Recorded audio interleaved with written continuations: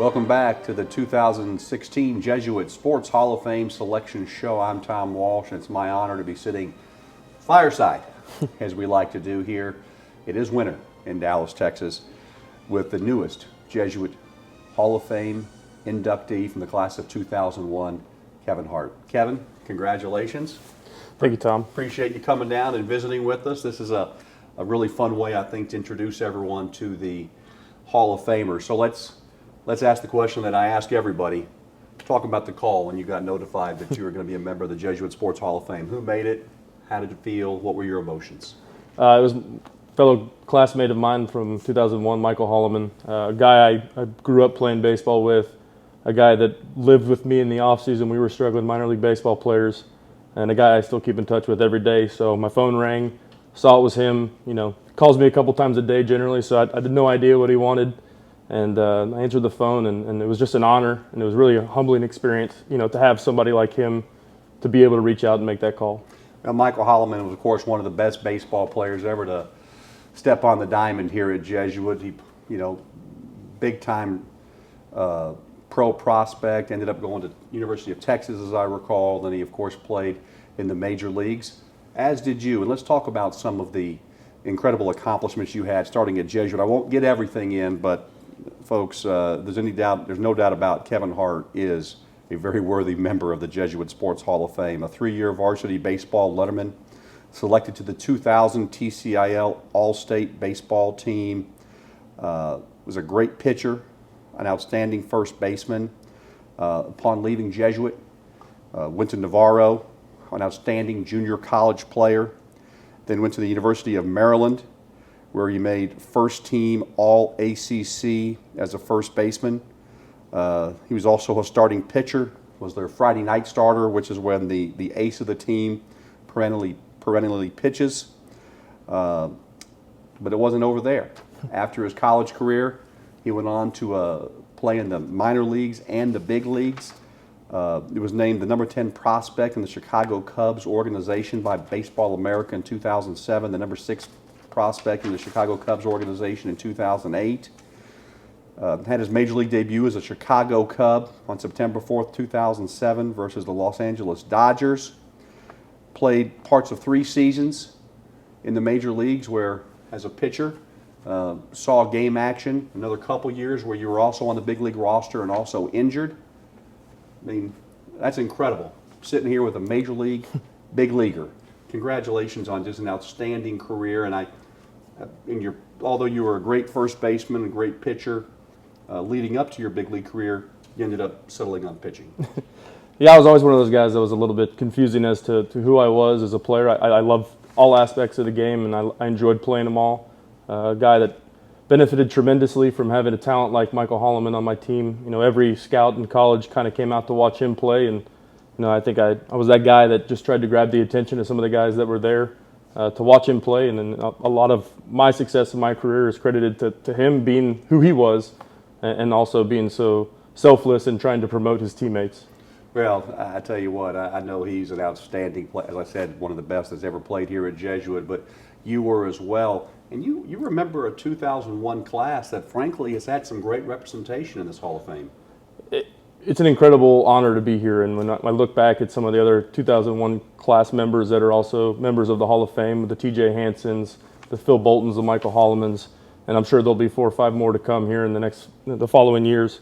It's just an honor. It was such a neat experience to grow up with that level of talent in a class, but also that level of character. I mean, all the guys I just mentioned, I still keep in touch with on a regular basis.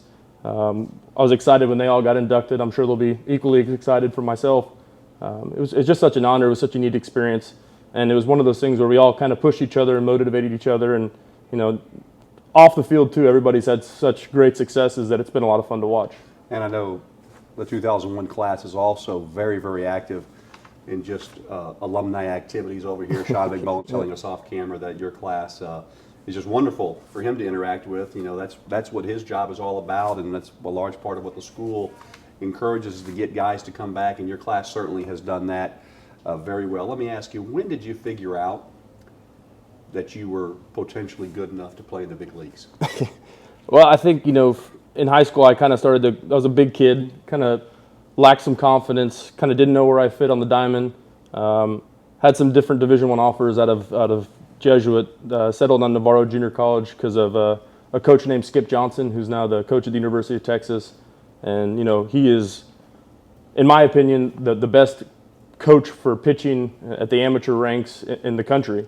And there's no doubt in my mind he'll be a major league pitching coach probably sometime in the near future. But, I opted to go to school there because I just felt like there was so much I could learn from him.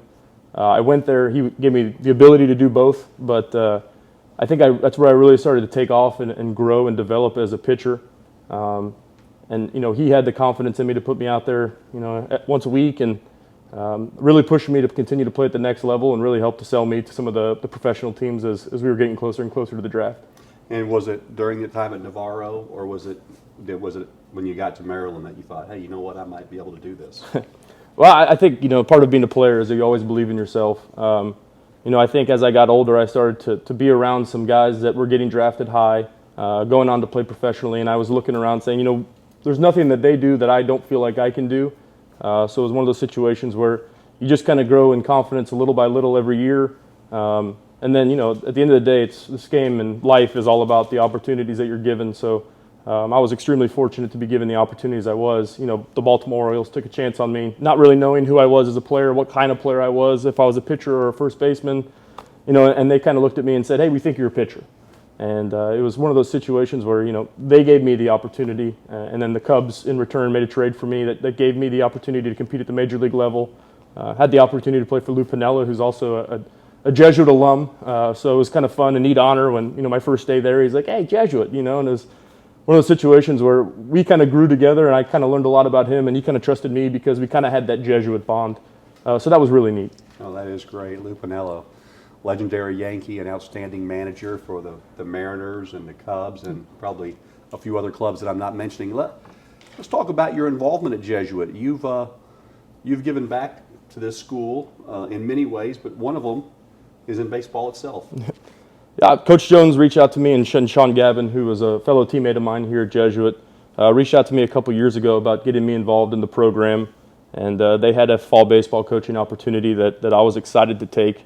And it was about that time where it kind of drove my passion to get back into baseball, but also about that time where I realized, started to really realize how special of a place Jesuit is.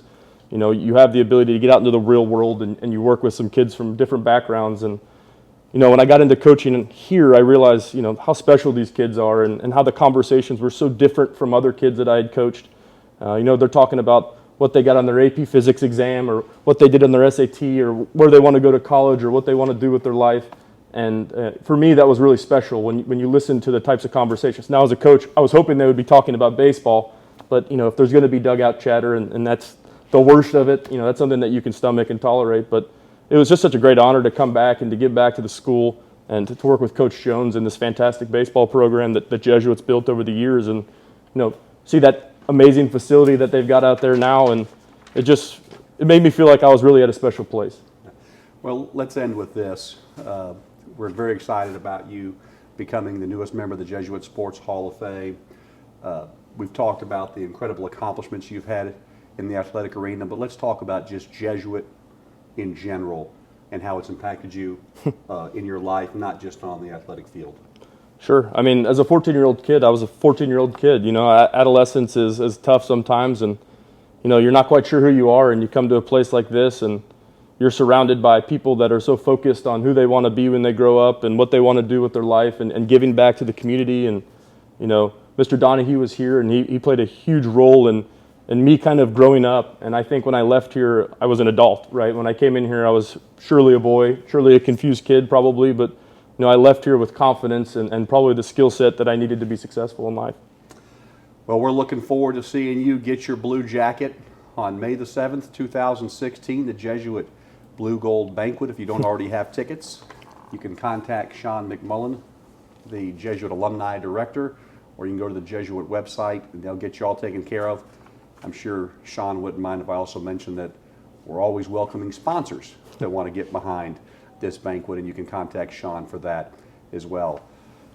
Kevin, congratulations. Kevin Hart from the class of 2001, an absolute Hall of Famer in every sense of the word, and congratulations. Thank you. It's a complete honor.